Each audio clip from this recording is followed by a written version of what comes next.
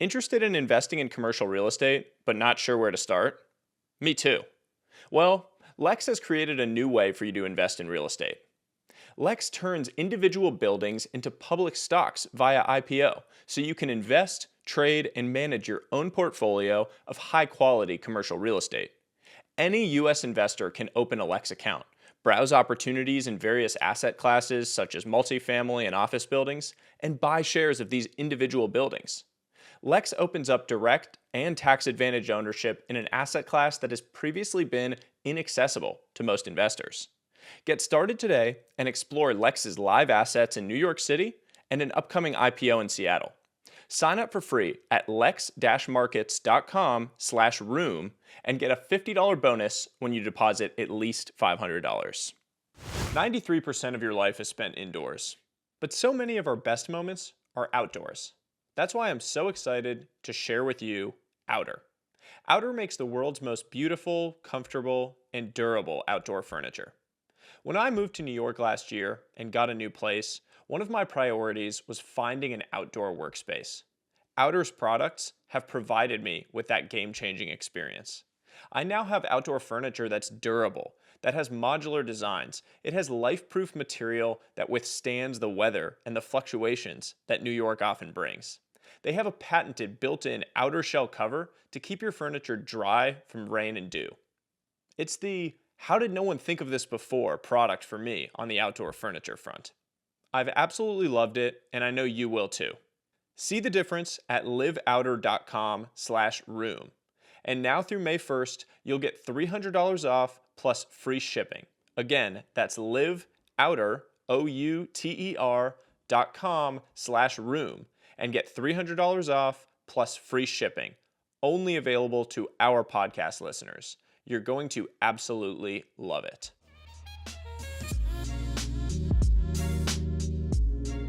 Dude, your haircut looks good, man. Thank you. Fresh. It's fresh. I feel like it's got clean shape to it. Still got some good height. Good. What do you got for product in there today? Ask me how much I spent on this haircut. Do I want to know? Just Am I going to curious. feel bad because it's so low, or am I going to be embarrassed for you because it's so high? Just look at the product. Like, Okay. you said you like the haircut. There's no way to not offend you with the answer here, because either I go high and you're like, "Oh, what is it? Am I that rich haircut guy?" Or I go low and you're like, "Does it look bad?" Mm-hmm. $80. 18 Canadian dollars, which is Wow. about 13 US dollars. Oh, no haircut inflation in Canada these days, huh? Nice. Yeah. Nice. So, I think I pay 65 for a haircut, which feels mm, high, but you kind of get like a whole experience out of it. Like you get a like shoulder massage, you get the like warm towel finish and stuff. So it's a little bit of like, it's almost like a spa day that you're paying for. And I don't know. I like to treat myself with it. It's one of my guilty pleasures. totally. Well, what do you got? What do you want to talk about today? Oh man. Well, we have an awesome guest coming on, Ryan Wyatt, who is sort of a microcosm of this whole like web 2 to web 3 shift and transition. I mean, he's a web 2 senior executive at Google, YouTube. He was the head of gaming and now has like fully red pilled and joined Polygon Studios as CEO. So we have him on, and given that fact, I feel like a good lead in is we have to talk about some cool Web3 shit that's been happening. And one of the latest, which I wanted to just pick your brain on, was around this whole Yuga Labs acquisition of the Larva Labs IP. So Yuga Labs, being the Bored Ape Yacht Club's creators, acquired the IP of CryptoPunks and Meebits, which are under the Larva Labs umbrella. And I want to talk about that, and then I also want to talk about Stripe, Stripe crypto, because that's a big deal. So, which one do you want to start on? Let's start with Stripe. Okay, so for people who aren't familiar, Stripe, I mean, massive behemoth right now. I actually recently got an opportunity to invest in a secondary sale at Stripe, which you and I and others in our friend group have been joking about for a while, was like something we were trying to do. But the most recent valuation I saw was like $215 billion. So I passed on it personally. I'm probably going to be an idiot for passing on it, but the old like this has to become a $1 trillion company for me to get any sort of good return on it. Just not for me personally. So it's a massive like payments behemoth. They're kind of like the rails, the infrastructure rails of payments globally. Their whole mission is they're going to expand the GDP of the internet, which I really like. They're an amazing founding team. But recently they rolled out and entered into crypto. And they did it in pretty prototypical Stripe fashion, which was they didn't roll out one tiny feature or feature set and say like, "Hey, we're in crypto." They kind of threw the whole fucking thing at you, and went into everything, and it was a big deal. I mean, they rolled out um, everything from like KYC exchanges, wallet enablement to all of the kind of fiat to crypto on ramps, basically full support for crypto businesses. So I'm curious what your thoughts were on it and what it means for the space. I mean, so when I first saw it, I was, well, first of all, pleasantly surprised. What it means for the space is like, I mean, it's huge for the space. Like Stripe, $200 billion company, basically giving these sets of APIs is like, you know, a huge stamp of approval for like so many big companies. So love that. It's like the equivalent of Shopify doing Shopify NFTs, and them going into that. So I feel really good about that. I also remember a time when Stripe. Okay, Stripe. This is not the first time that Stripe has gone into crypto. Okay. Stripe has gone into crypto. I think it was initially with Bitcoin in 2012, and Huh. then again in 2014, I believe. And then I think they shut it down maybe in 16. Like the TLDR in it was the CEO. I think his name is John Collison. Is that his name? Patrick Collinson's the CEO. His brother, they're brothers, Patrick and John. I don't know what John's title is at the company. Patrick's kind of the face of the company. I think I remember John saying like when they shut it down that we're just like not ready for it. Like it's too early. We tried, we like experiment, and it's too early. Interesting. Yeah, and in 20, I want to say 19 or 20, there was a bunch of job postings on the Stripe website, basically alluding to the fact that they were hiring a massive crypto team. I remember this. That had to be like 20, mid, late 20 when that was Yeah, happening because you and I were already friends at that point. I remember yeah, us all texting about it. exactly. So interesting. What I love about it is they like dabbled a few times. They cut it short, and then they were like, okay, 2020 hits, it's here, we believe in it, we understand it, we're gonna build the Swiss Army knife for crypto, and we're going like all in. I just hope that we don't find ourselves in 12 months from now, 18 months from now, and they're just like, we tried it and we're not gonna support it Yeah. anymore. Yeah, it's interesting. I mean, the the industrial logic behind it is very strong for them. They probably saw what a lot of us have seen, that the number of businesses building on Web3 rails or building crypto native rails has like 10x, or there was some stat like the number of developers, the number of like however you look at it, it's massively scaled. And they are probably looking at it as both defensive and offensive move, right? They don't want someone to come in and be the like Stripe of crypto and come in and build a better set of rails and infrastructure that kind of push them out from what could be a massive burgeoning market. So that's kind of the defensive side. And then the offensive side says, we can go out and actually expand the space and be a huge driver of new companies, with actual fiat on ramps today and companies that have built in the fiat Web 2 world coming into Web 3 and actually drive, to their point on the expansion of GDP on the internet, the core mission statement for the company, they can actually help promote that within the crypto world. And so, like, I think of an example. I heard it. I think it was on the Bankless podcast. They talked about they use Substack for their newsletter, or ConvertKit rather. For a lot of people, like I'm going to be switching over to ConvertKit soon for my newsletter, and the rails of that for any payments are Stripe. That's what you're collecting payment through. Stripe had previously never enabled crypto payments. And so, I have plenty of friends that are doing crypto newsletters, writing about crypto. And they want to be able to collect, in crypto, right? Like there are people that are subscribers that want to be able to pay in crypto, and that was never enabled through Substack, ConvertKit, anywhere.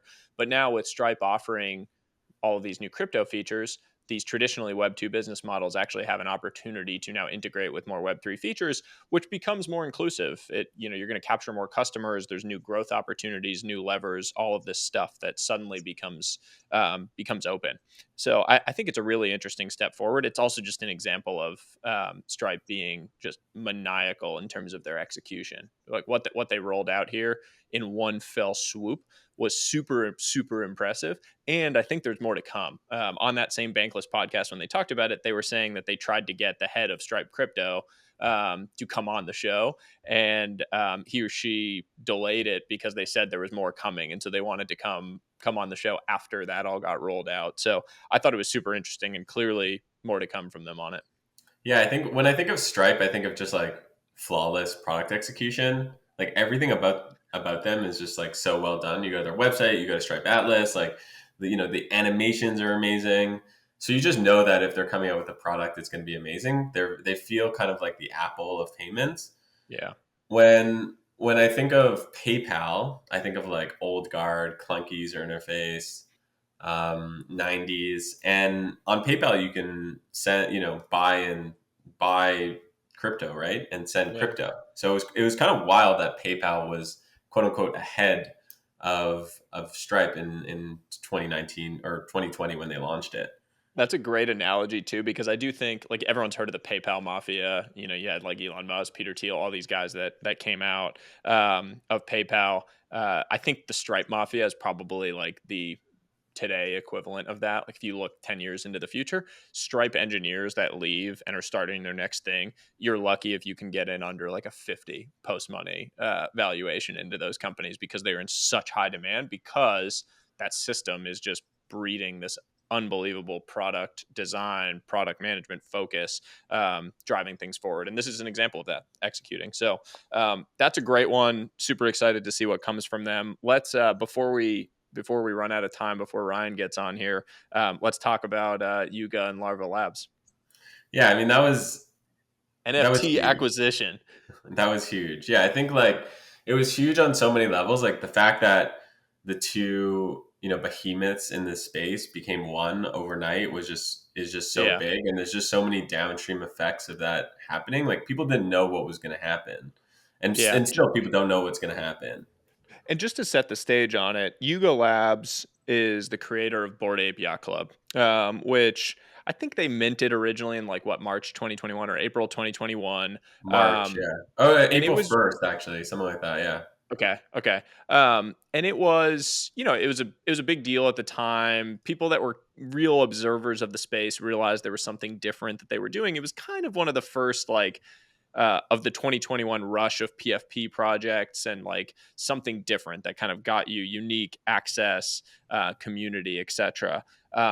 Yuga Labs then had this like slew of value that was created for the initial kind of minters and owners of Bored Ape Yacht Club. I saw a tweet yesterday that just said, if you bought and hold a single Bored Ape from that initial mint, which was 0.08 ETH, $230 at the time, you would have gotten one ape, which is now a floor of 93 ETH, $263,000. One mutant ape, because that was the spin-off project, you got access. That's a floor of 19 ETH. One Kennel Club ape, which is 7.2 ETH. And now the ape coin that they airdrop to all ape owners, you would have gotten 13,848 ape coins, which is worth around $200,000. So the $230 initial mint to get the first Bored Ape that you got would now be worth well north of $500,000. And that's the worst case scenario, right? That is the that is the The floor. The floor, worst yeah. case. So it's totally possible that you mint something rare and it's like a gold ape Yeah. and you're sitting on $2 million. This has to go down, by the way, as one of my worst investment misses of my life at this point, now that I'm looking at it, because I had friends who talked to, I don't think I would have gotten in the initial mint, but I could have bought one at like, I don't know, probably one ETH realistically, at the time. I think you talked about I it, shared and it I in the just, group chat. yeah, and I at the time I didn't know what an NFT was. Didn't have time to think about it, but completely whiffed. So I'm pretty embarrassed looking at it. But the point with this acquisition that was interesting, beyond just this incredible growth of the Bored Ape ecosystem, was I think this IP thing, which we've discussed in the past. in the context of Disney and old world versus new world. And there's a little bit of that happening here. Yuga Labs has been, from a commercial standpoint, much more open with the IP. So any Bored Ape owner, if you own a Bored Ape, you actually own the commercial rights to that ape. Meaning, if you want to put your Bored Ape in a TV show or in a movie or in some art, you own that, and the value comes to you. You actually accrue the value that your Bored Ape might create in that world. CryptoPunks, which was a Larva Labs product, didn't have that. The IP was still owned by Larva Labs. So if you owned a punk, which is really the like first PFP, amazing PFP project, the commercial rights to that are actually still owned by Larva Labs. And so in this acquisition, the big deal I thought was that Yuga Labs acquired all of the IP from Larva Labs around both CryptoPunks and Meebits, another project, and then actually gave all the commercial rights to the holders of the punks, to the holders of those assets. And so suddenly it was like you took this old world strategy, which is a little confusing to me that CryptoPunks had in the first place, and it actually just gets brought into the new world where everything is all of a sudden open and you own the commercial rights if you own a punk. I just want to comment on that piece, the end piece. What would have been the only thing that would have made that more badass would have been if they gave all punk holders CCO, which we've talked about on the pod before, public domain, where all of the punks are now in the public domain, and basically, people, if anyone wants to print a T-shirt with on it, they could. And Um, that's not, just to clarify, so CCO is different from what Yuga Labs does, right? So like Bored Apes are not CCO that's right. technically, right? Like I can't sell a T-shirt with your Bored Ape on it right now. That's right. And that's why, and this isn't financial advice, but this is like why I'm so bullish on CCO. Like I actually think that like the next generation of big PFP projects and big NFT projects are going to be CCO. So that's the one thing I would have changed. Yeah. Um, Well, let me push yeah, back on you there because I think this is an interesting actually point of debate. So with CCO, um, I guess I totally agree with you that CCO is part of the future if the like brand level continues to benefit from it. So like if CryptoPunks went CCO and everyone's allowed to put punks on billboards and everywhere and it doesn't matter, it's public domain, you can use it in artwork, etc. The broader punk ecosystem I think benefits from it, but my punk that I own, I'm not actually getting any value from that. Maybe I am indirectly, I suppose, through the like ecosystem growing, but my punk, someone's just using it and showing it everywhere. So like the provenance I feel like might get diluted in my mind versus what this is, which is like I can commercially sell and use my individual punk. And so if I want to go get t-shirts made and sell them with my punk on it, I have the right to do that. But at the broader level, no one else can use it. So I guess I'm wrestling with like it's a broader play and a broader perspective on what kind of value expansion and value looks like in this CCO world. when people explain NFTs to people who don't get NFTs, the example that most people use is the Mona Lisa example. And I think you've used that example in the Hmm. past where you say, like, yes, I can go and take a picture of the Mona Lisa and I can go print a print of it and put it on my wall, but there's only one Mona Lisa in the Louvre in Paris, France. The bullish case for CCO says a very similar thing, which is you can go and print as many CryptoPunks. Let's say it is CCO. You can go and print it everywhere, and the idea is that the more people see the meme, the better it is, and the value accrues to the whole project as a whole, very Mm. much so. Um, That's actually a great. I'm changing my mind on it in real time as you're explaining it, actually, because um, if you say that like being part of this community, so say it's Bored Apes, being part of this community has value. Right now, maybe there's 10 million people in the world. I don't know. Pick up a number that understand Bored Apes and the value of it. You go CCO with it. Suddenly, Bored Apes are in movies. There's a comic show. There's content being created around it. There's billboards. There's events. Whatever. you actually owning one and having the provenance of the single one that you own still gets you access to that community, but suddenly that community has a lot more prestige around it because it's everywhere. Everyone is seeing the logos, the images, all of the pictures all over the world. And so suddenly you being a part of that community actually has more value than before because it's being so broadly memed and disseminated. So that actually is starting to click for me a little bit more. Yeah, so to use that analogy of like the Bored Apes movie, for example, like maybe it's yeah, anyone can go and create a Bored Apes movie, but there's incentives for the people creating. Let's say it's um, Mr. Tarantino who wants to go and create a Bored Ape movie. I don't know if he would, but let's just say he would, Mhm. and he has incentive to go work with the Bored Ape community to get them involved because they have all the culture and buy-in and stuff like that. So maybe every Bored Ape holder is an executive producer of that film. Hmm. Yeah, it it's starting to click for me a lot more. It also kind of continues to speak to me about like what we talked about with Gary Vee on the show when he was on. I don't know when that was, 2 months ago. Um, about how most NFT projects are going to go to zero, Yeah, and that there's a lot of downside pressure in all of them. And it sort of makes sense, right? Like 99% of movies go nowhere and make no yeah. money. 99% of songs get zero listens, right? Like the top 0.01% of singers on Spotify actually get any meaningful revenue from it.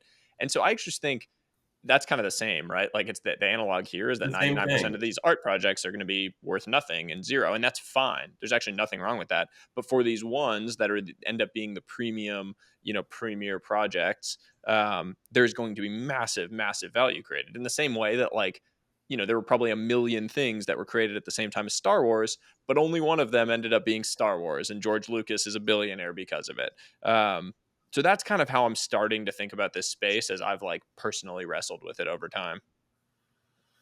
Well, I'm glad you're coming along a little bit there. Yeah. I One of don't the cool, necessarily, sorry, just to add one more point, that doesn't necessarily make me like an investor in the space because it speaks to the point that like I don't really understand what makes these projects, winners versus not. I rely on smart friends. Like if you send a thing again and you say, hey, this looks really interesting, it's an interesting project, I'm probably going to go like buy one of those things because I'm not doing the Bored Ape thing again. And actually, that did happen with like Cryptodes that you tipped me off to that I ended up making some money on, not this kind of money, but that's an example of it for sure. and that's a great example because Cryptodes is CCO.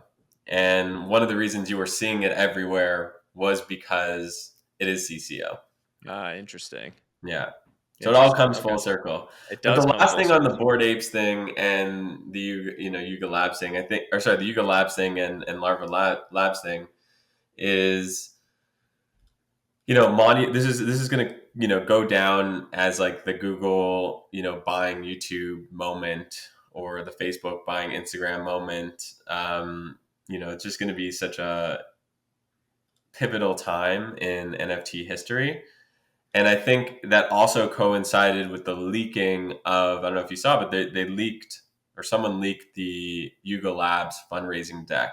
It's like Oh, 90 interesting. slides, which I encourage everyone to go check out. And it basically outlines what their whole strategy is, what they're going to do with ApeCoin, which is what they dropped, which is the in-game currency. What they're going to do with virtual land, they're going to sell like a cup. I forget how many, but thousands of virtual land pieces. And what their profit margin is, which is something crazy like 98% profit margin. Fascinating. I got to pull this up. We should add it to the show notes when this drops. Super, super interesting. I think we've got Ryan in the waiting room, so let's bring him in and dive into to more of this stuff. There There he he is. is. What up, guys? What's How you up? doing? How you doing? How you doing, man? I'm doing well. Thanks for asking. How about yourself? Doing great. Doing We well. just had a full conversation with your chair. That was a lot of fun, actually. Oh, sorry. Hi. Yeah, I'm like, all right, they're not here yet, so I'll go get I'm some shit done joking, real man. I'm quick. joking. I'm just giving you shit. It was funny. I got to throw in a Good. good dad joke. The chair's more exciting than me, so hopefully you're ready for this. I'd push back against that. We'll find out though, I guess. We've got a Yeah, little bit of yeah. time. If this ever gets uploaded, Um, we'll know real quick. 93% of your life is spent indoors, but so many of our best moments are outdoors. That's why I'm so excited to share with you Outer. Outer makes the world's most beautiful, comfortable, and durable outdoor furniture. When I moved to New York last year and got a new place, one of my priorities was finding an outdoor workspace. Outer's products have provided me with that game-changing experience. I now have outdoor furniture that's durable, that has modular designs. It has life-proof material that withstands the weather and the fluctuations that New York often brings. They have a patented built-in outer shell cover to keep your furniture dry from rain and dew. It's the "how did no one think of this before" product for me on the outdoor furniture front. I've absolutely loved it, and I know you will too. See the difference at liveouter.com/room. And now through May 1st, you'll get $300 off plus free shipping. Again, that's liveouter, outer.com/room, and get $300 off plus free shipping. Only available to our podcast listeners. You're going to absolutely love it. Interested in investing in commercial real estate, but not sure where to start? Me too. Well, Lex has created a new way for you to invest in real estate. Lex turns individual buildings into public stocks via IPO, so you can invest, trade, and manage your own portfolio of high-quality commercial real estate. Any U.S. investor can open a Lex account, browse opportunities in various asset classes such as multifamily and office buildings, and buy shares of these individual buildings. Lex opens up direct and tax-advantaged ownership in an asset class that has previously been inaccessible to most investors. Get started today and explore Lex's live assets in New York City and an upcoming IPO in Seattle. Sign up for free at lex-markets.com/room and get a $50 bonus when you deposit at least $500. Well, appreciate you coming on, man. This is Sure. a long time coming. Super, super excited to have the discussion and, have a lot we wanted to dig into with you. Would love to just start with, you are someone who, if I track your career and some of the things you've done, it strikes me that you've consistently been out in front and kind of on the frontier of things. You've been one of these people that has, you're going to call it luck, but like this special ability to see into the future. And I think the first iteration of that was with, your role at Google and YouTube and gaming and kind of esports streaming. It wasn't really a thing when you joined. So would love to just hear about like what called you to that. How did you land there? And what were some of the things you saw happening that led to you making that jump? Do you want a rather long-winded explanation of some of that? Provide context Yeah. back. Yeah. Okay, as long as you see fit. I love it. Okay, so what happened for me was when I was in high school, I played Counter-Strike competitively, and I really liked that. And I wasn't really good at it, but I was still playing in like tournaments and really going down that rabbit hole. And that was very early days. So this is, let's say 2002, 3, right? Like very early. Counter-Strike was kind of still in its infancy, but Half-Life had taken off, the mods had taken off. I also played baseball in high school. So I had this huge, like deep love for sports competitively. Yes, love that. And gaming, right? And so I was like, wow, esports, like this is a cool world. I'm like, it's kind of all the stuff that I love that intertwine. And so after the introduction of that, I kind of like always became very enamored with games being played at a higher level. When I was in college, yeah, go ahead. Right. Can we just talk about that moment for a little bit? So I confess as well, I was a Counter-Strike, esports player. I participated in the World Cyber Games in 2004. Oh, nice. Yes. And I played Cal Premier, if you remember that. Yes, the CPL Cal days were the best. They're the best, right? So I know 99.9% of our listeners don't know what we're talking about, but I want to talk about esports back then and how Wild West it was. And how, because how I got into communities and internet communities was through, IRC, websites like gotfrag.com, internet communities like that. So I think like tell that story because no one talks about it. No, that's funny, Greg. Like, it's even nostalgic. You even bringing things up, like some of those like sub communities back then. Yeah, I mean, basically, what happened for me, I got really into the different mods, like Team Fortress Classic, and then Counter Strike, and then just started searching where people were coming together. And so the CPL, obviously, that's where players were playing at the highest level, and I was not playing in that, right? And that's where some legends like Fatality come from, where the CPL and WCG were really big, and it was really the dawn of PC esports in the United States of America, right? Like you had already seen it, happening with StarCraft in South Korea and so forth. So it was really kind of coming to Western English speaking markets. And Counter Strike and Quake and a lot of these other big games are really starting to crack the surface here. And so for me, I was like, this is so cool, right? Like, look at this. Like, people are filling out ballrooms, they're playing video games for money. I mean, it was just like, what a crazy experience. And so, as like a 14, 15-year old, I'm like, oh yeah, I'm gonna be one of those guys one day, right? And so you start in Cal, which was basically the Cyber Amateur League. They already had this great system on like how you could kind of go through the funnel you could be a terrible player and start in the open league, find your rhythm, find teams, find organizations, find community, right? And just find people that you want to play with and get along well, as same skill level. And then as you went through these tournament brackets, you could go into like Cal I, which was invitational and so forth, ultimately leading to like what the top 1% of the 1%, which were the ones that were playing in the tournaments. So this is just I got introduced to this whole world. You could watch the broadcast on Half-Life TV, right? So they basically would allow you to kind of like queue up as a spectator in the game and watch the game through the client, which was like, yeah, I mean, you're really starting to get into the like, oh, now you're broadcasting and watching other people. You'd have like 100 people fill a room and watch it. But it was just like, it was really, really cool times and cool experience. And you really saw the groundwork being laid for what the future inevitably would be of just watching people play video games. But it actually ironically started with the most hardcore niche part of what the gaming video industry is, which is hardcore competitive esports. It actually represents a very, very small amount of the total percentage of gaming watch time when you think about it, but it is now the most premium and upper echelon, and so it gets a lot of praise. But yeah, I kind of went in at a very in that way. My take is like, if you want to see the future, go to Silicon Valley. But if you want to see the future also, go check out what hardcore esports gamers are doing. Yeah, Because that's like my background. Yeah. Silicon Valley is overrated now, man. Going to Silicon Valley, I don't know, allows you to see the future. I think there's probably more of the future in like Discord servers than you can find in actually on the ground in Silicon Valley these days.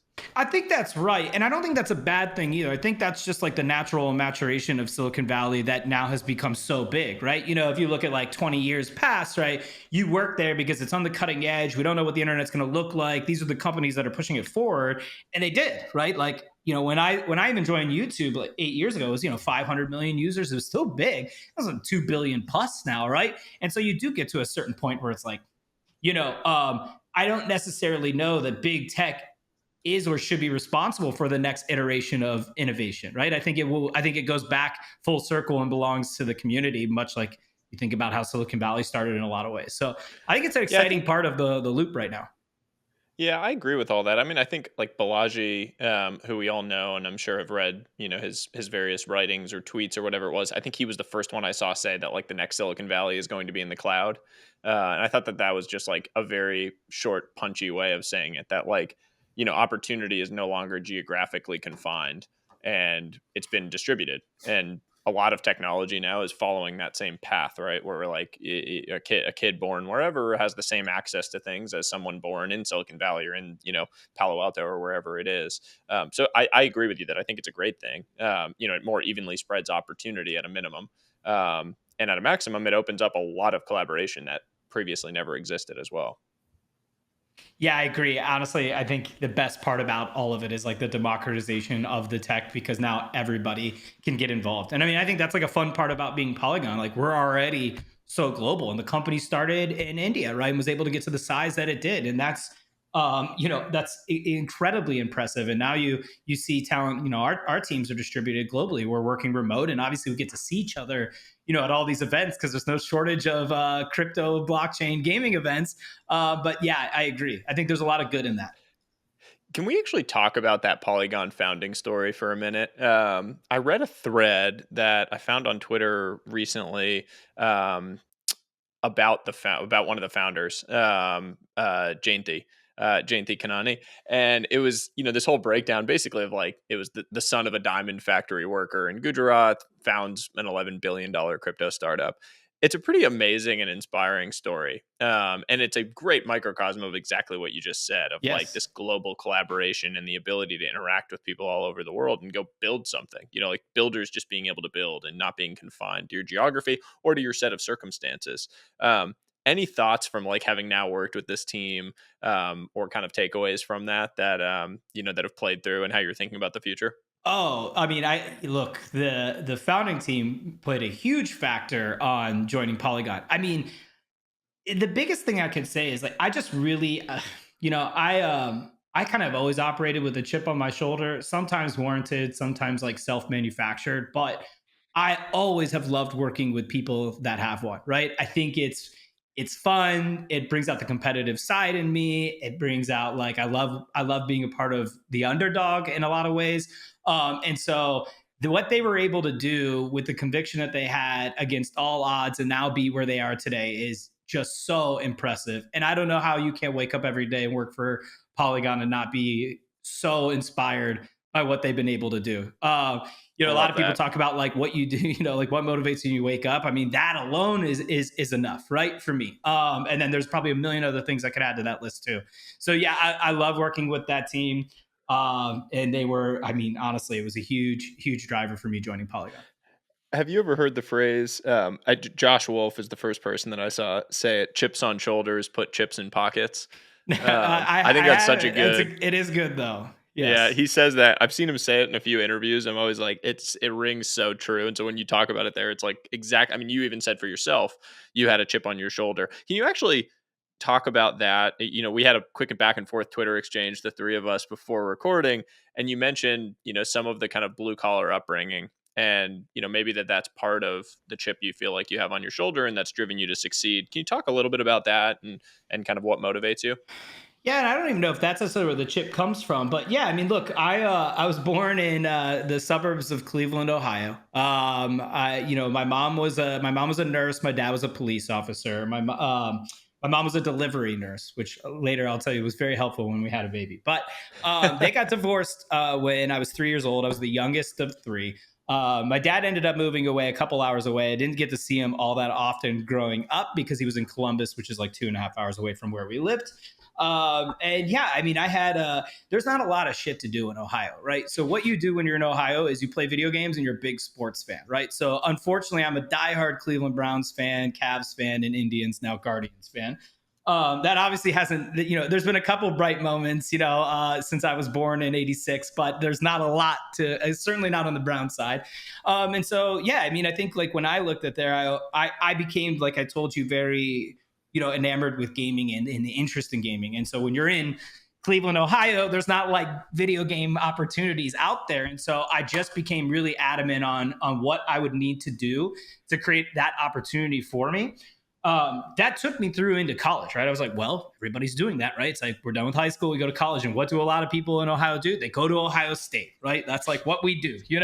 So we traveled down, and I went to Ohio State and really loved going, being there, right? The energy of being on campus and the sports program being so big and how much that's important in Ohio was all awesome, and I had a blast there. But I was a terrible student, right? Because so much of my time was spent, in the video game world, and not just like playing video games by any stretch of the imagination. It's like, how do I actually create this opportunity for myself? Which is where I started to dabble in being a broadcaster and, doing volunteer work for Major League Gaming while in college. And so that is actually where I think the chip started getting a little manufactured, because everything always was kind of like, oh, I don't know, like if this is going to be a thing. Try telling people like, all those years ago, what is it, 16, 17 years ago, like, oh, people are going to want to watch people play video games. You sound insane, right? Like truly sound insane. It's like people can't even sit still when someone has a controller in their hand, let alone you're going to actually think like a business is going to be built around this. And so I think it's that doubt that kind of continued to happen, which is where I started to get, maybe a little bit stubborn and adamant, where I'm like, I guarantee you there's other people out there like me.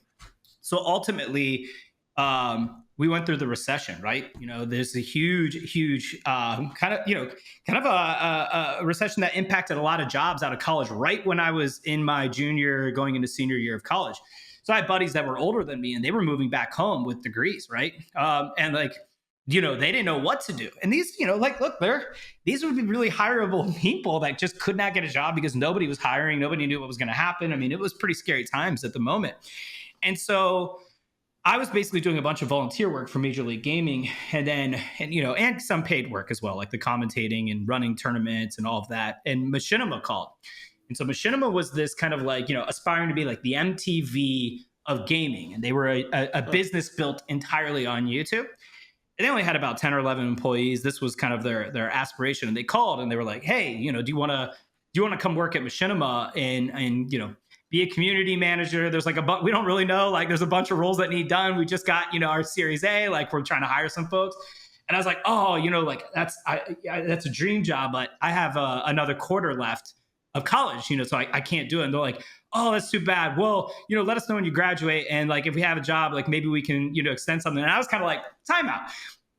Hold on. The whole reason you go to college is to go work. Now I'm like, I have this dream job opportunity. I'm like in fucking Ohio. Now I can finally get out to Los Angeles, work at a job, work in the gaming industry. And so I immediately was like, you know what? Like, I'm coming.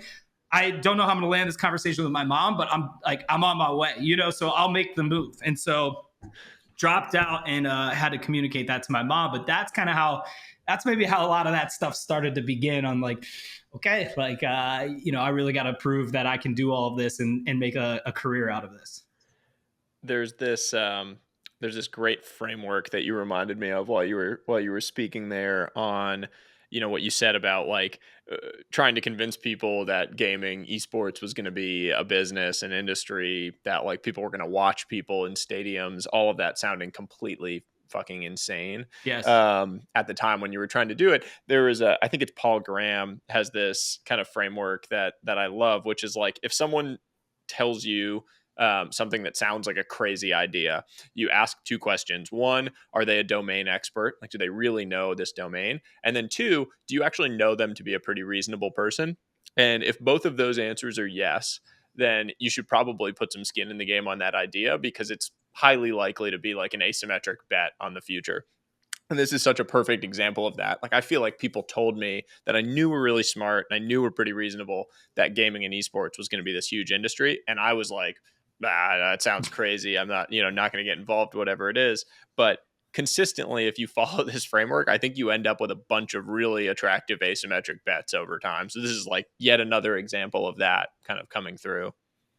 And that was really like, if you think about bets, that's the first life one I really had to make, right? All this other stuff I had been doing, playing competitively, doing the commentating, all of that was so hedged because you're in school, right? So it's like, this doesn't matter. I'm like, I'm tinkering. I'm discovering myself, my interest, where my passion is. This is the first time it's like, this is a life decision that you're going to have to make, and you alone are going to have to make this one. And so it was the first time, you're actually putting skin in the game, right? And it was equally terrifying and exciting at the same time. And I had a long drive from Ohio to California to think through all of it on the travel out here.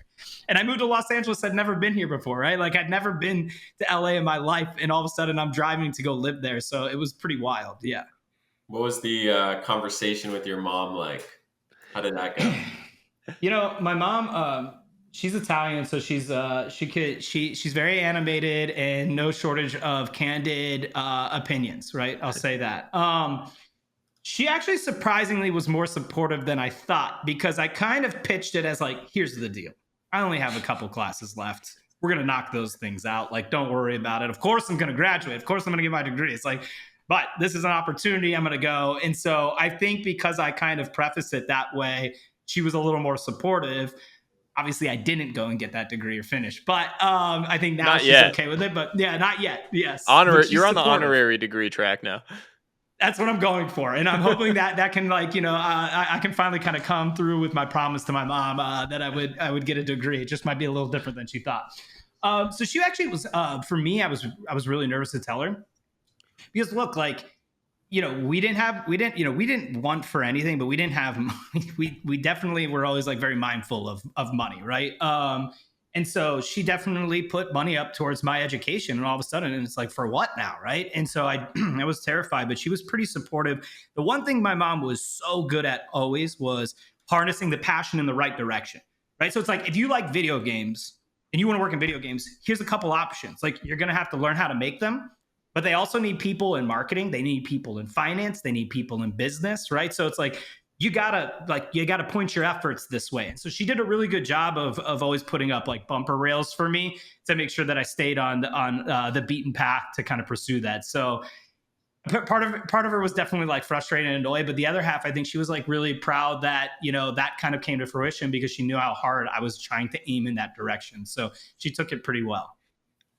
I think it's one of those funny things too about the education system. Like, you went through 3 and 2/3 of your college degree, Yeah. and for some reason, I think it's called the sheepskin effect. Like, the reality is all that matters from a job standpoint is like actually getting the degree. It's not actually the learning that people are valuing. Otherwise, you would get 3/4, 7/8, whatever of the value that you were supposed to get by doing that much of it. Really, all that matters is like staying long enough to get the little piece of paper that tells you that you're like a functioning member of society. And it's total bullshit. Obviously, we all know that, but the sheepskin effect still is very real, and it's cemented in our parents' minds. And so like that is viewed as dropping out versus like, oh, he went and got 7/8 or 8/9 of the value that he was supposed to get.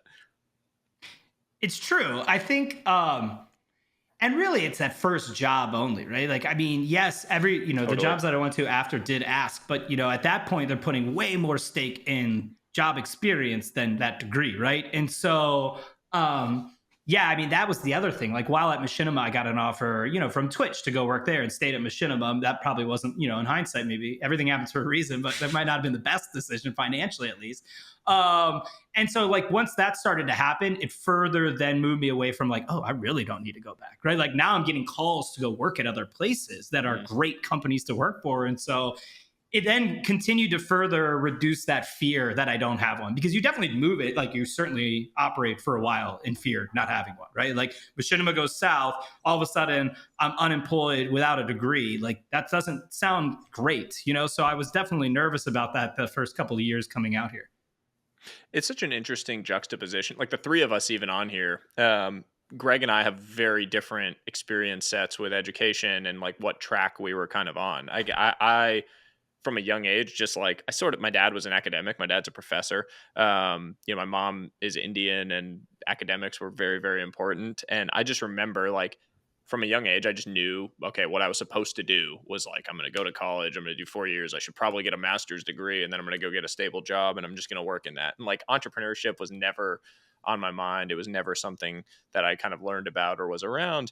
Greg, obviously you had a very different experience. Like, you from a young age were doing entrepreneurial things, diving into it. College was not necessarily on your mind in the same way that it was for me. But it's really brave, Ryan, that you had that.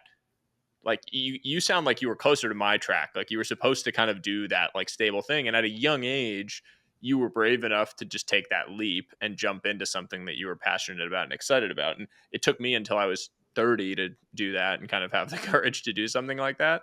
And it's just really interesting to see kind of when different people come to that realization of like being willing to take that leap into something new that they're really excited about. Yeah, and I don't even know, like, classifying it as brave, like, because I kind of, for me, I think it felt pragmatic. Whether it was or not, it might be another thing. But I was like, look, this is what I'm like, boom, there's that opportunity I've been waiting for. I'm like, I love that. Like, grabbing that, right? Like, been waiting for that door to open. So for me, I was like, I'm out. It was snowing, like 8 inches of snow out in Ohio. It was December when I moved out. I'm like, I'm out of this place. I'm going to go work in gaming. Screw all of you who said that gaming wasn't ever going to be a thing. Like, you all are living at home with your moms and parents, and I'm on my way to Los Angeles. Like, bye. Right. So I think it was actually more that chip on the shoulder speaking than any bravery. But yes. By the way, Cleveland, Ohio, I have to throw it in there, is in my top 5 most underrated cities in America. It's gotten better over the years. My top 3. I went there for a wedding like in November, and it was cold.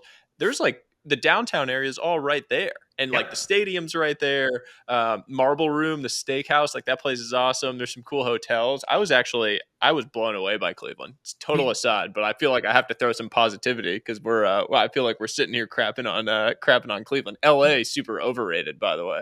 LA is super overrated. I'm moving to San Diego. No, I actually like Cleveland. I love Cleveland. Will always be super near and dear, and I think they get too much flack. You're right. Like downtown, they've done a great job. They put a ton of money in restoring that. And yeah, you have the Cavs are right there. The Browns are right on the water, right? Yeah. So it is really cool. It is yeah, fun. the Cavs are right next to Progressive Stadium, and so yeah, it's great. I love it there. I love going back there. I try to go back 3 or 4 times a year. My mom still lives there. So we have to get to the red pill moment. Yeah, it seems inevitable on every Web3 podcast. Yeah, it has to be a core part of your story now, especially. But you were, you rose through the ranks in your prior career. You were a senior executive at one of the largest and most successful companies in the world, running gaming at YouTube. Huge deal, massive burgeoning industry. You and I had actually connected while you were in that role. We had chatted, shared some deal flow, different things that were happening. And then I see this news. You put out this thread, which went super viral, was all over the place. Greg and I shared it with each other when we chatted about getting you on the show. So what was your first or your purple pill moment? And then what drove you to the kind of full red pill, decide to make this transition and join Polygon Studios as CEO? Yeah, it's a good question. I think I got, taking a step back, going about when I joined YouTube as well, right? I think I had this passion that, gaming video was going to continue to be a big thing. That bet was starting, you were starting to see that now, right? You actually started to see product market fit and the idea that people would watch gaming video. So when I went to YouTube, I was really excited because a big thing I always want to be able to do is have a high impact on things that I love doing, right? That's at the end of the day, it's always been that. It's if you could just focus on how you have a high impact in an area where you're passionate about, a lot of things kind of just fall into place. Now, you could call that luck, hard work, persistence. Some of it is probably all of those things, to be honest with you. But that is always where I focused on it. So it was never about job title. It was never about money. It literally is always that, right? I'm put me in a place where I can have high impact. And so when I came into YouTube, I was I can have a ton of impact here. They don't know anything about gaming. It's this growing business. I have the opportunity to kind of set the strategy, hire everybody. I had definitely a little bit of imposter syndrome because I was 27 years old coming in as the head of gaming. So that was a motivating factor. It goes back to even the chip kind of conversation on the shoulder. And so every day there, you have people that, some people get it, but some people are this is ridiculous, right? People watching people is this what we want our company to be about? Do we even want to embrace it? Why should we care about people watching people play video games? Almost as if it was the equivalent to cat videos and hurting the overall brand and reputation, right?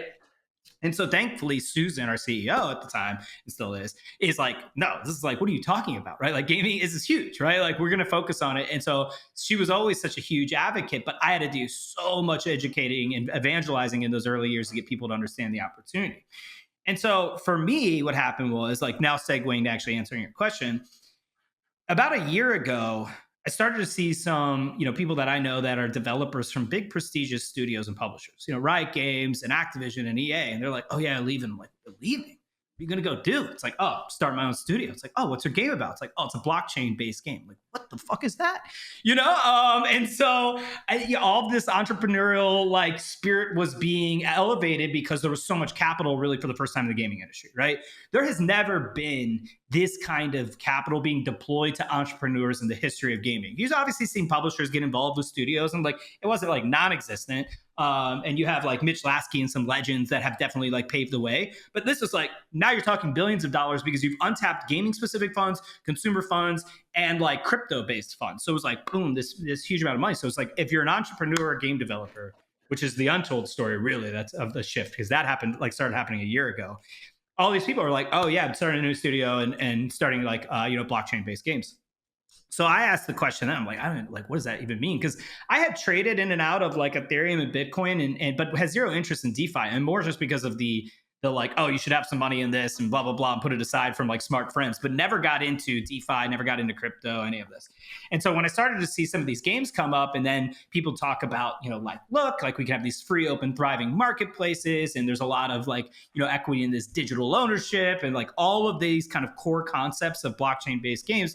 I personally just started spending time learning it, right? I'm like, oh, I'm the head of gaming at YouTube. Like, this cannot be a blind spot for me. I kind of was like thrown off. Like, I'm the guy that's supposed to know all the stuff happening in gaming, right? And so the further and further time I spent on that, I started then look at like, okay, advisory roles. Like, how can I get in this space? How can I help facilitate all of this, and where is YouTube's role in all of this? What's my role in all of it? And as I started to pursue that, you would think that actually satisfies the itch that you have, but it exasperates it 10x, right? So like poison ivy, when you start itching it too much and you're spreading it everywhere, it's like that actually itching did not help. And all of a sudden I was like, I gotta get into this space full time. I have done what I've wanted to do at YouTube. Love the company, love the people I work with, have nothing but great things to say about that experience there.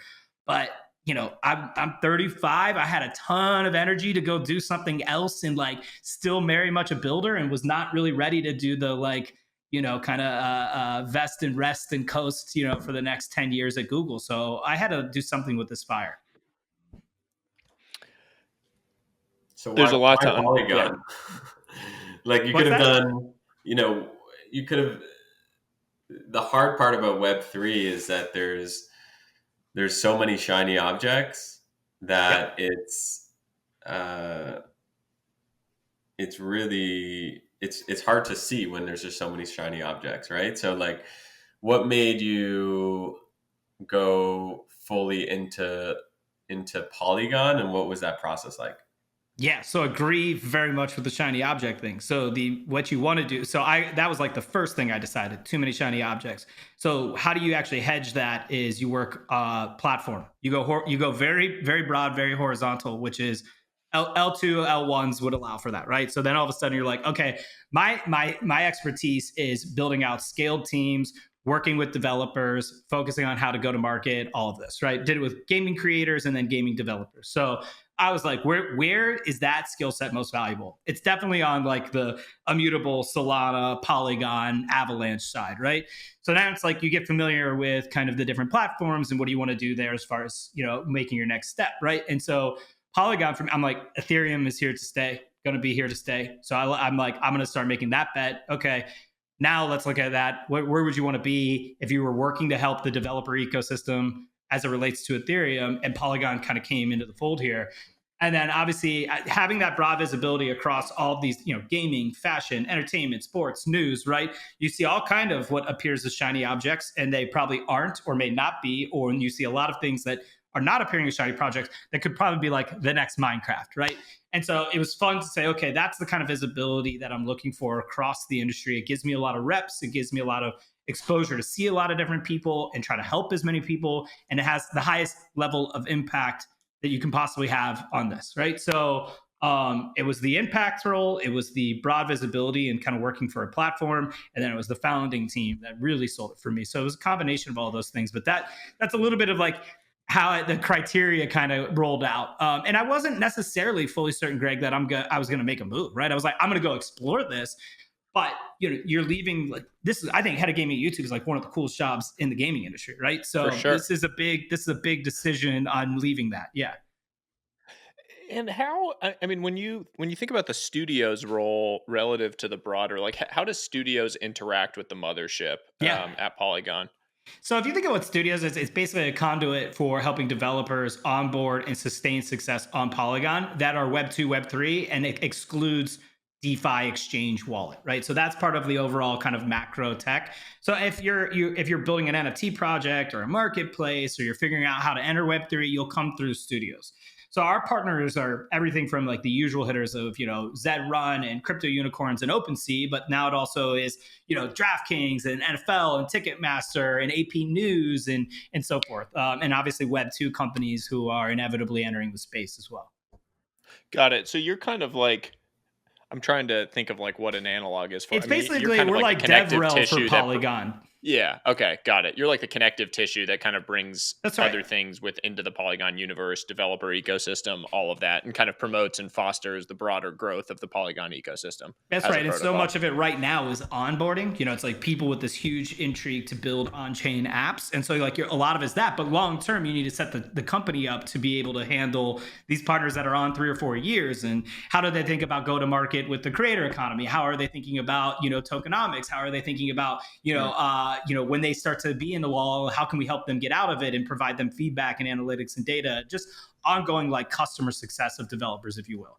And so right now you're looking at like 7 to 8,000 dApps on Polygon. Like you got to be ready for 80,000, 800,000, and 8 million over the next 5 to 10 years.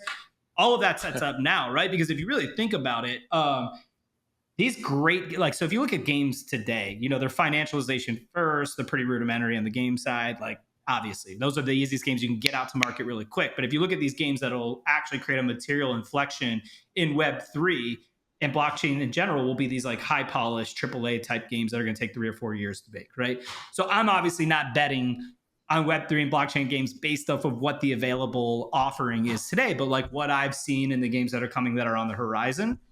And you've got to build a system in place to support that long term. Too many things that I'm seeing right now are like, oh, let's get this partnership. Oh, go build a Polygon like next up, right? And that's fine. Like that's how all the L1s and L2s that are focusing on this are doing it.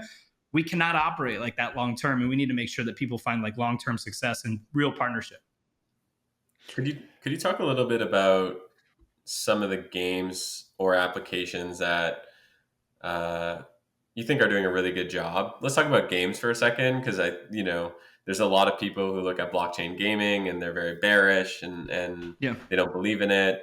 I'm bullish on it. You mentioned, crypto unicorns. I would argue that that's a, pretty good execution around a game. Maybe you can talk about crypto unicorns, what that is, and why you think it might be interesting. I think too. So yeah, I'll take us. There's a couple questions in there. I think the one thing to look at, and this is oftentimes a mistake I see across, very particularly like the gaming industry and gaming conversations, is there's 3 billion gamers, right? So we have to have a tremendous amount of nuance when we're talking here. Just to be like blockchain games and how they work today is super, super dismissive, because it actually is working for some areas of the world and some gamers, right?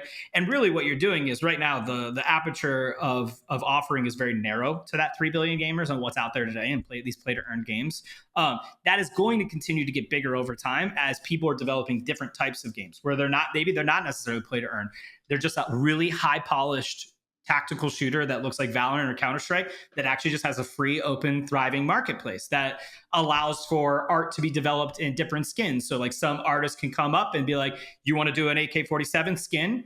Here, you can drop 1,000 NFTs with these dimensions, and it's a cosmetic item only. And you kind of do that and like celebrate the artist, and you own that. And so there's not going to be a one size fits all. Blockchain games is going to serve a significant size of the total gaming audience, but not all of it, right? And I would say a lot of games have no business being a blockchain based game. No interest, doesn't do anything for it, not helpful, not productive, right? And so we just need to be really mindful when we talk about games in general. It's very much like if you try to talk about music and you were like, tell me about that artist, Drake in hip hop, right? And being very dismissive of everything. So that's what I'm trying to take a step back from, because even in these conversations on Twitter where it's just so polarizing, it's like people are like, get NFTs out of my game. Like, we don't want it. There's no place for it here, right? And I'm like, I think everyone's just talking past each other, one. And then I think we're talking about different time frames and time horizon. Like I joined, like I said, for games that are going to be 3 or 4 years out. And it'll be fun to work with all these games over the next couple of years. Yeah, it's interesting. I mean, you raise it right there, but like I've definitely noticed as kind of, I'm sort of an outsider to all of this. I think Greg is much more native to it than me. I'm kind of a curious observer, I would say, like not fully red pilled on all of it, and try to kind of take a balanced view still, because I haven't fully kind of dived into the space, I wouldn't say, but one of the things that struck me with gaming in particular has been like the animosity that a lot of the core gaming community has around NFTs in particular, play to earn, some of these things. And it's just been interesting to me to see, because so much of it feels core to what gaming is, and kind of a logical extension of it. But you have this like core community that's pushing back against it. And so I've just personally found it interesting to see that and experience it. Yeah, I think there's a couple things to consider there. I actually think some of the outrage towards it is warranted and valid, right? Because I think if you look at it and you're not well versed on it, and you're like, okay, I'm open minded. Tell me like what's out there that I'm not being mindful of. You're like, oh, okay, well we have these like JPEG monkeys that are selling for $1 million. We have this game called Axie Infinity that it's like a lot of people do enjoy it, but if you're like if you're thinking about a lot of this like argument of like polish, so like this is not a game that I would play. And then they have, obviously there is carbon footprint issues. Yes, that stuff is changing over time, but it hasn't yet. So if you look at it, you're kind of like, the fuck are you really selling me on, right? Like, I don't want any of this stuff. I don't want like to see my game turn into like this financialization first thing. I don't want to have to see, in order to buy a digital item, I have to spend $800 in order to get into the game. I don't care about these JPEGs that are, subjectively not great art that are selling, right? And so they don't get it, right? It's like, and it's and what they do get isn't exciting to them, and that's like totally cool, right? I would say the product offering that we have out in market for gamers right now is pretty underwhelming, right? It's like, here's version 0.5, and that's okay. You got to start somewhere. All of these companies are great first movers. They're going to continue to build and iterate. They're going to continue to learn. Look at like Axie's done a great job of that as well, right? Their success actually really caused market issues for them, and they're learning how do we burn? Like, what kind of things do we do with the games? How do we change the mechanics? How do we balance it, right? All of this will be great learnings. So I just feel you got to give it time, right? The backlash, I think, is justifiable. I also think you had a lot of people in Web3 in the crypto space that really weren't gaming, like just like peddling like blockchain games should be the universe and the world and everything else. And it's like, maybe we like let now like more gaming thought leaders kind of try to like find the balance between all of this, because both sides have really, really valid points, and we need nuanced conversation over time frames and where we think this will be. But yeah, I think there is not a blockchain game that is like totally hits my hardcore gaming, right? When you release a tactical shooter that's on chain and I have this marketplace and all the things that I was just talking about, I'm going to be all over it. And I think that will be the real indication of success, when you just play a game because you love the game and it just has this financialization, part of it that you enjoy participating in. And a lot of that stuff is in the background, because the on ramps will be really easy, and all things considered. Like, think about using the same tactical shooter example, Valorant. I love it, right? You're going to play Valorant. You're buying basically Riot points. Those Riot points have a perceived value. You buy those digital items, and now you'll start to add. Well, now those Riot points actually is a fluctuating price, instead of static. It's dynamic, which is cool, right? You can get in early. There's monetization opportunities for you there. Like, now you actually own these digital items. You can resell them. You actually know how many there are, right? You have different artists that are doing different things, right? So it's like, it opens up a lot of possibilities that I think people will come around to in due time. Ryan, do you remember 2003 when Steam came out? And Counter-Strike moved from being you go to a store, you buy a disc, you put in your disc, you install it, you play the game, yep, to now you download this software. It's like in the yep, cloud. What is this cloud thing? Do you remember the backlash that occurred? Yeah, I mean, because you still had kids that were playing like on dial-up, so they were like, this is like absolute bullshit, right? It's going to take me 6 days, and first of all, you're migrating all of this stuff over to Steam, right? So it created a lot of that was kind of crazy. And then obviously there was still a lot of sense of ownership and pride of like, oh, I own the disc, right? I bought these discs, I bought the CD, I have them, right? I can install it like that. Now I'm having to do these internet, this internet platform instead of just being able to locally install. It was crazy, yeah. Yeah, it's super interesting. I mean, it's, my play to earn take, which I don't know that we've talked about, Greg, in depth. My having now spent a bunch of time around it is probably very similar to Ryan's, which is basically just that like play to earn in the absence of having a game that is engaging enough to play for free and to just play for fun, becomes like, it asymptotes towards becoming a Ponzi scheme. Because if everyone is purely playing to like make money off of the game, I think then you're just relying on more and more users coming in to like pay the early users, and those people need to get paid by the next people. So in the absence of like a highly engaging game that people are just playing because it's really fucking fun, you're going to have a really tough time making the model actually work. At some point, it's just like you're waiting for the fall, because then everyone starts flooding out and it becomes this like downward vicious spiral. And so I agree with you. Like we need, and I think actually there are people that are entering the market now that have very positive intentions around building this. There will be a financialization component, as you say, but it'll sit alongside beautiful, immersive, amazing gaming experiences that draw people in for any number of reasons. Yep.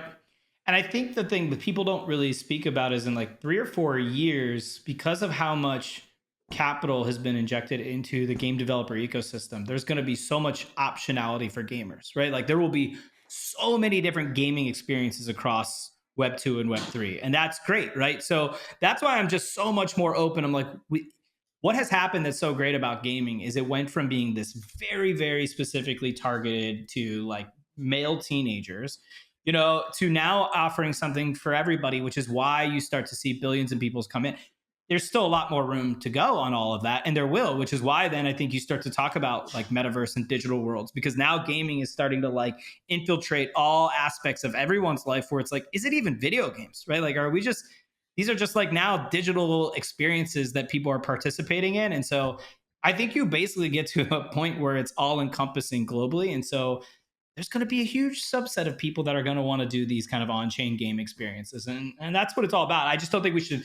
My big issue actually with all of the NFT backlash isn't even the backlash, because I think some of their points are well met. I just really hate the gatekeeping of the gaming category, because it offers so much to so many people. And I don't know like why any of us have any right to stand on and be like, this has no place in gaming, when it is technology, right? Like, okay, like you don't need to participate in it. And yeah, I can see like a lot of people just want to play video games and not worry about like seeing if their account value went from $800 to $200 because like the token price went down. And I totally get that, right? That's why there's like God of War, and that's why those games will always be around, So anyway, I digress. No, that's great. And I know we're running up against the end of time, and you're going to go catch a flight soon. So there's a question that we love to ask people, especially like you, who have consistently seen into the future and proven that you're good at it, that we like to close with, which is basically just like, if you were to have a few predictions for the future, or one prediction for the future, 5-10 years out, what are you seeing? Like, what are you super excited about? What do you think? What do you think the future looks like? Yeah, I kind of is like alluding at that with the digital worlds. Like that's the big thing. I think you've got young generations that grew up from day one on their phone in very immersive digital experiences, right? And they're really just like those individuals. Don't think much of it. Like having, playing with your friends in video games, like having your community be digital oriented, right? Like looking for those things. I think there's a stigma in previous generations. And so you don't see them kind of be able to wrap their head around worlds that look like this or are perceived like this, but that is really the reality of it. And so I'm excited for that. I think the digital worlds that we're talking about will be everything from like what as video games into just like actual digital worlds where people like, I would hate to be doing just this video call in 5 to 8 years and we're just like still doing Zoom calls to have conversations. There's got to be more immersive ways for us to feel like we're getting together. And I'm adamant that, with where like Unreal and the engines are going and the world is going and technology is going, we're going to see those worlds. And that will be much more fun to have those conversations in there, right? And so because of that, people will put more of an emphasis on their capital being deployed in digital worlds. And then you want that to feel valid. You want that to feel justifiable and warranted. People like peacocking. They won't have a problem putting money in digital environments. Gamers get this really well. We just talked about how everybody's becoming basically a gamer, which means they understand these basic concepts. So I think all of that's going to happen. I'm really excited for how like big brands pivot into Web3 and digital, even if not Web3, just like their new digital strategy. Maybe that's a little bit more of a subdued way of saying it instead of it always being, the hyperbole of Web3 and blockchain.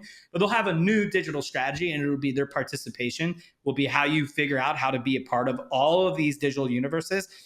Just like we have these top platforms that take a bunch of people's time, you're going to have this new shift of top platforms that take people time and more immersive experiences. And we'll laugh at like phone apps as being like super rudimentary in 10 to 20 years. Like, oh my God, you like actually called, your a car service from like just a basic app with your address and like from your phone, and people like my kids are going to be like, oh my God, you're so old. I'm excited for these kind of like transformative experiences, but it's important. there's a lot of hype around metaverse and digital worlds here.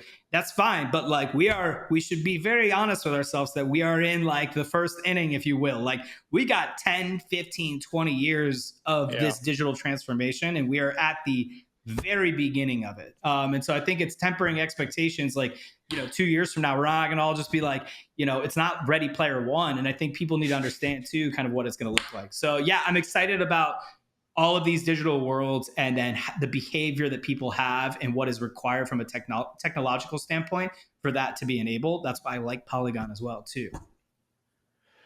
So much here. Yeah. I mean, I'm just wondering if you had a chance to see, well, I'm sure you did. I know you saw the Bored Ape leaked deck with their metaverse strategy. Curious what your perspective is on that project and where they're headed. Yeah, I mean, I'll probably like refrain from commenting specifically on that project, but I do like seeing projects that start with like profile picture NFTs actually start to materialize into something bigger. It's a different way of game development. And now a lot of people are getting rugged on that way, right? Like this idea of like, we'll start with profile picture NFT art that has a bigger like mission. Honestly, 99% of those projects are going to be complete shit. But this is really cool to see a very reputable brand and company be like, we actually got a long-term strategy here. And so in general, people that can build that way, although there'll be few and far in between, it's a very exciting new way to develop that we haven't seen before versus a lot of the top-down or venture-funded initiatives like you normally see. So I'm excited that that's like really coming together in a credible way. We were just, before you came on, we were just talking about this exact thing that like 99%, Gary Vee came on the show a couple months ago and said this exact thing, like 99% of NFT projects are going to go to shit and are going to be worth nothing. And the analog I have is like 99% of songs that get released never get listened to. 99% of pieces of art never get seen or purchased or aren't worth anything. And so it's actually not surprising that 99% of like these NFT projects will be worth nothing. I think the difference was that it became like sort of this meme of like a cash grab during the particularly like summer, fall of 2021, where there was a perception that there were a lot of people just throwing this out because it was like a free money run as fast as you can. And now there are a lot of people that are going to be, under pressure and pushed. But now I think a lot of that speculation and insanity that was around NFT has actually subsided. And what you do have is a lot of people like Yuga Labs in this case, or whoever it is, that really are trying to put together concrete long-term roadmaps of how they're extending from this like, initial whatever funky PFP into something much more meaningful and hopefully impactful from an IP perspective. No, totally. Like it's like the modern day gold rush, and then people just like you can grab like a pickaxe and then like be rich, right? It's like not the case. There was obviously first movers that benefited from it, right? We're gonna see a pullback. That's gonna be great because it kind of gets the noise out there. It does kind of create awareness around the community of what projects they should be associated with, what they shouldn't be, what success looks like, what it doesn't look like. Look, when you kind of go into this world where it's like it's you ask for a tremendous amount of freedom in blockchain environment, right? And so there's good and bad that comes with that. The bad of that is you put money in and you very much could lose all of it on bad calculated investments. And you kind of make that an even bar for everybody, right? And that's the beauty of it. But it does come with consequences, and that's part of innovation, to be honest with you. Yeah. Well, I mean, for true believers, when you're looking at investing in these spaces and you've done a lot of diligence and done your work, these pullbacks are the best thing in the world, right? Totally. You get to accumulate at lower prices. Like we joked about it, I think we had originally scheduled for you to come on like a couple months ago, and then we delayed. And I remember messaging you and just saying I was just going to buy until you came on. I was going to buy Polygon, some of the Matic, and it's been great for me because I've been able to accumulate at lower prices. And I've obviously done a lot of diligence, not financial advice, say it outright, but for people that have done the work and dug in on these projects, when you get to accumulate at lower prices, just buying good things on sale. For sure. We want to make sure we're giving value to all Matic holders. So we'll keep doing that. Well, I'm bullish on you and really, really excited that we were able to have you on and have this discussion. And I like betting on my smart friends. So this is an exciting opportunity for me to get to do so. And really excited to release this conversation and have more people hear it and learn from it. I love it. Thanks for all you both do for the community and the industry. Thanks for having me on. It was my pleasure. Thanks. Thank you so much. Join our free community at trwih.com.